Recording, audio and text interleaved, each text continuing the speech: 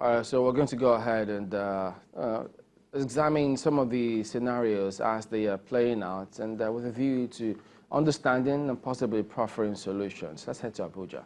Markwe. Well, thank you, Chamberlain. We have with us in the studio this morning Garba Shehu, who is Senior Special Assistant to the President on Media and Publicity. You're welcome to Sunrise Daily. Thank you for the opportunity. We also have with us Architect Ayuba John Bassa, who is a National Coordinator, Gwoza Christian Community Association. You're welcome to Sunrise Daily. Thank you. Good morning. Good morning. The security situation across the country, is worrying quite a number of Nigerians. However, the Northeast, some people would say it's on the down low. Some people would say it's on, maybe things are not being reported as they ought to be reported, and that's why we think that it is on the down low. Perhaps the situation is a little stagnant right now. What exactly is the true situation of things? Let me start with the coordinator of the Gwoza Christian Association. Can you give us a situation report of what it is like in the Northeast, at least from where you live currently? The issue of insecurity in that axis, can I say, from Yola down to Maiduguri, especially that from Gwoza to Maiduguri, is getting not quite better, if I may use that word, because you cannot move Maope in a free scenario from, let's say, Limankara to Gwoza, 10 kilometers, with your heart at ease. You cannot move from Gwoza to Pulka at ease. And then down from Bama to Gwoza, or Gwoza to Bama, that's 35 kilometers. Anyway, it's better than from Pulka to Gwoza now. The only free place we have in that axis, especially in the whole of Gwoza local government, a place to stay for now, it's just the 3 towns, Gwoza, Limankara, and Pulka, out of 52 towns of the whole local government. Lassa, in Askero local government, and its environment too, I'm always getting a report from there. It's a horror. But some people will say that, isn't it better than how it used to be? There was a time when you couldn't even go to even the communities you mentioned in Gwoza, Limankara, and even Pulka. That there were times when those places were no-go areas, but at least now you say that out of 52 communities, 3 are inhabitable. Oh, well, the 3 areas has been quite peaceful for a long time, even though the coming of the new president, Buhari, has increased the peace in those 3 areas. But the problem is they have been overstretched. Because by the time you are saying Gwoza people go back home, they don't have a place to stay actually, even if they go home. My house, my friend's house, have been occupied by people from those 49 villages. Because when Boko Haram dispersed people out of Gwoza, people ran away through Cameroon, Mubi, and the rest. And then when there are no much people to rule upon, they now went to all those neighboring villages to rule over them, and they now run into those towns, the 3 towns, where heavy securities are there. So they have occupied the houses of the original dwellers. So if you ask me to go back home, I will go and meet a lot of people in my house, and I can't chase them out because their villages are not habitable. I am safer here. At least I can endure a little bit until maybe, by the grace of God, when peace, finally comes to the other villages, so that other people will find a place to stay. 2 days ago, Alhaji, or was it yesterday, you had cause to respond to, I think it was the Bishop of Yola Diocese, who had said that the president, as Commander-in-Chief, was sleeping on duty. you took strong objection to his term, and you said, no, that is not the situation. But he was referring to the situation in the Northeast. You were also very quick to commend his efforts, so far so good, in helping to bring peace and stem the tensions that could have arisen as a result of the crisis that, came, the Boko Haram crisis. But nonetheless, when it came to this, to his comments that it appears the Commander-in-Chief could be sleeping, you said those comments were not fair. But given the situation on the ground, if that is how the people feel, shouldn't their cries be listened to? Well, I think with the due respect to the Bishop, yes, as you said, he had done commendably well in the past, absorbing all of those IDPs, feeding them and supporting them. The point we want to make is that the job is not finished, because if communities are using weapons against each other, when they quarrel, instead of sitting down, around community leaders to resolve their differences, it then tells you that community leaders, including religious leaders, have a duty to come in. It's easy to look at President Muhammadu Buhari in Asorokia in Abuja and say, well, you are responsible. Yes, he's responsible because he chose to lead. And so therefore, it stops on his desk. However, nothing absolutely absolves community religious leaders from interfacing with communities that had in the past lived as one and peacefully, and without pushing the point too forward. We made the point that a bishop from a neighboring state was being imported into this domain to help in causing peace between people. So the question then is, who actually is sleeping? So you think that perhaps the religious leaders in the state could be complicit? I'm not in any way suggesting, I'm not saying that. I said from the beginning that the job is not complete. And more needs to be done, and the expectation is that all of them, all of the communities, because they're listened to by the people, they need to come forward and do more talking to reconcile communities. The army will go, they will shoot, they will calm down things, but the people will continue to live together. So that's the point we're making. I know that in that statement you referred to warlords. I mean, you talked about community leaders being afraid to call out the warlords in their midst for fear of their lives. But, some people will say it depends on what the cause of the crisis is. For instance, we know that just before the elections, there were some areas of Borno State that had erupted in some amount of violence. Even the governor's vehicle was not spared. I mean, there were times when he said, just to show that he's not afraid, he will go back to those communities in a vehicle that was not bulletproof. We understand that in Yobe State, the eve of the elections, a day before was it the presidential or the governorship elections, there were attacks. I think even the governor's convoy in that state was also said to have been under attack. In Adamawa State is another kettle of fish. We understand that there are communal clashes, but then we also know that, we still hear the sporadic. What we hear more, sadly, is, communal clashes, or sometimes villages being ransacked by bandits, without just cause, so to speak.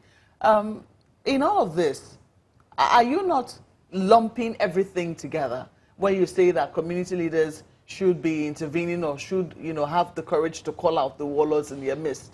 What about the ones where this is not warlords, where this is perhaps what you like to call the remnants of Boko Haram still attacking communities and causing mayhem? I think rather than we generalizing, I think that you, or perhaps the media, is generalizing. Because there are many colorations. There is no one solution that fits all of these problems.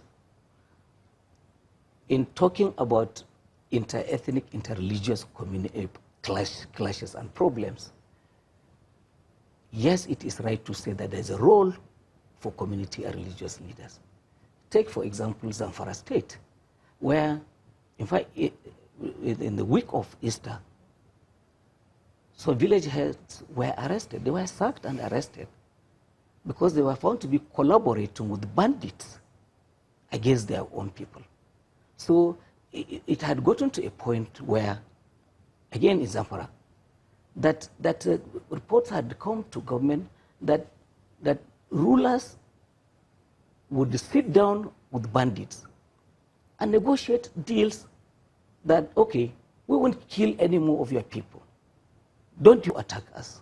In effect, some had been offered sanctuary. So they are safe in this domain, but they can cross over into the next one and cause mayhem. So it cannot just be Buhari, Buhari, Buhari, Buhari. No. Communities have a duty to do in this respect. That's what we meant in the statement. What did you want the communities to do? In a place where it doesn't look like there is any authority and bandits seem to be holding sway, in many instances, from what we understand, since you cite the Zamfara experience, they even hold court. They summon community leaders at will, and those ones, for fear of their lives, they have to obey when it doesn't look like government is going to come to their aid. What would you have community leaders do in that instance? Well, I'm not sure this scenario is quite dramatic as it is. I'm sure it has not. I doubt it has presented itself, to the authorities in this country. Yes, he has spoken of communities that had been abandoned, settlements that had been abandoned in the fight against Boko Haram. And it is true that terrorist elements had moved and settled in and had used communities like that as launching pads to attack other places. And as I speak to you now, there's an ongoing operation jointly by Nigeria, Cameroon, Chad, Niger, the multinational joint task force, which they call Enchin Tafki, meaning, in effect, freedom for the lake. Because around the Lake Chad, where some of the settlements have been vacated, they have holed in and they've been chased and flushed out. Only yesterday, about 3 villages were raided by the Nigerian army, and a huge catchment of weapons was recovered. And I'm sure the army will be addressing the nation on these matters. Mm. Can you tell us, you are a community leader, how are you taking this response by the President's Special Assistant? Do you think that community leaders have let their people down? It has nothing to do with community leaders, as far as I'm concerned. With the scenario in Chibok, Gwoza, Madagali, even Michika, has nothing to do with community leader.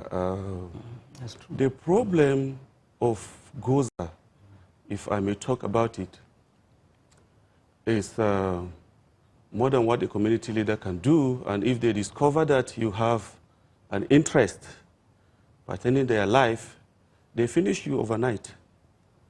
The only thing I think we may think of is that the government should begin to listen to local people like us.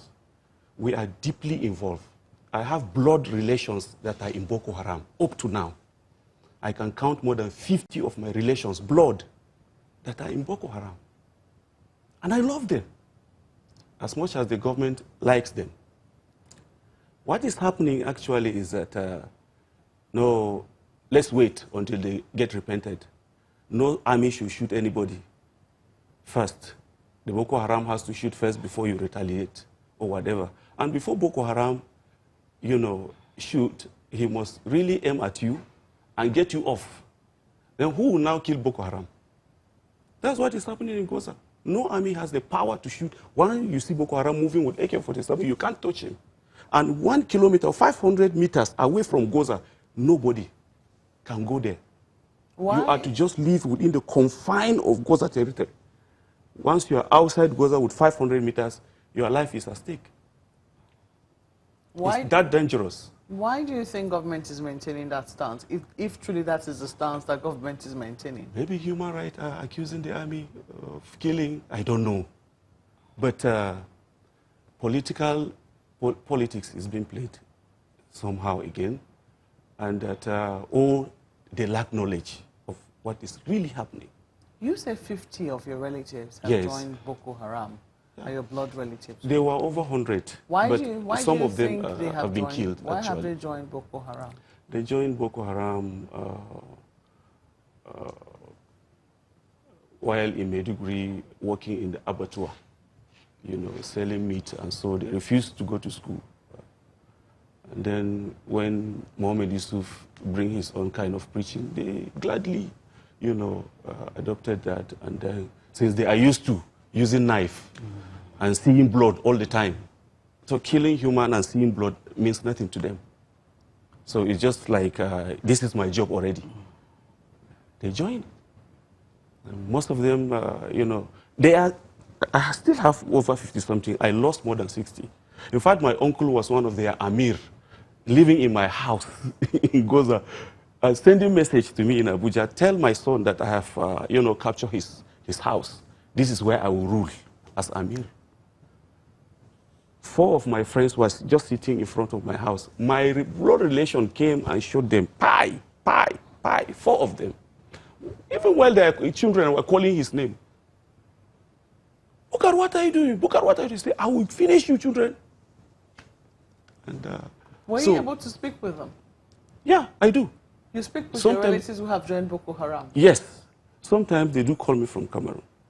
This interview that we are doing, I know after the interview, they will still call me and say, we've heard what you have said about us. There was a time they warned me and said, if we kill you, we won't kill anybody again in Gwoza. I know they were just making noise. They were just making noise. So you have to be in there for you to know what Boko Haram is. If you don't have them close to you and then know them. There was a time we had a meeting in Maiduguri. Our elderly person from my, my mother's clan called some prominents of us, and including the high Boko Haram. 8 of them came from Cameroon. We had a meeting. Say, please, my children. He lied flat on ground. Say, I am begging you. Can we go back to peace and fix our homes? And one of them said, is that why you call us? Is that why you call us? If you don't get up within a minute, I'm going to finish you. Baba now stood up. While in the name of peace, I wanted to shake the hand of the guy. He's my younger one. He slapped me. Baba now said, okay, if that's the case, nobody should kill anybody, please. Go in peace. Well, nobody was armed here. So we quietly, that was the end of that meeting. They refused. They say, unless we are killed or we win. So this kind of statement, we are politicizing. That no, there will be a time they will repent. There may be a time they will repent, but how long do we wait for them? Or what other effort do we do, in bringing them back to understand, please, the peace is just the ultimate. You seemed to be in agreement with him when he said that the crisis in Gwoza and Michigan, a number of other communities he mentioned, had nothing to do with community leaders. Is that true? No, well, it would have amounted to, blaming the victims for, as I said earlier on, we must make the distinction between the war against Boko Haram, which now engages the multinational joint task force, and intercommunal and inter-ethnic crises, which are also present in some of these states. In dealing with intercommunal and interreligious crises, community leaders have a role to play, have a duty to do in addition to law enforcement.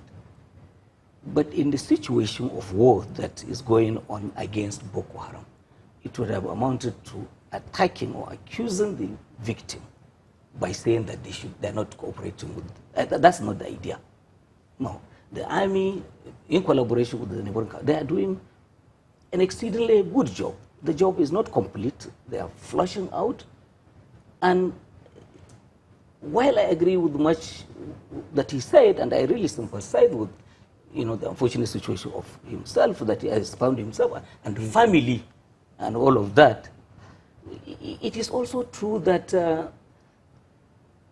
some of the roads, major roads that had not been used in the past, yeah, it may not be that you can freely, pick your car key and start going to Maiduguri from Gwoza, from wherever. But there is movement in and around Borno State. Some of it is supported by the military. Markets are there, thriving. We have seen television reports of Gwoza township itself, on a Friday, and all of the worship, and on Sunday. So it's not to say that 100% of it is back. But advances have been made, and we cannot say that it hasn't happened. There was a scenario he painted about security agencies, these members of Boko Haram carrying AK-47s and moving freely without being attacked by the military. Is there some sort of, is it policy, or should we say restraint or order to the military to hold fire on people who are obviously not state actors, who are carrying weapons in the open? I am not aware of this, and I think it is highly improbable. The thing about law enforcement is that they are not present 24 hours of the day in all of these communities because of the inadequacy of their numbers. So yes, in between, it can happen that... Sorry, Mr. Shehu, I have to interrupt you. We have to take a break now. Okay. I'll let you finish your thoughts when we come back from this break. Please stay with us.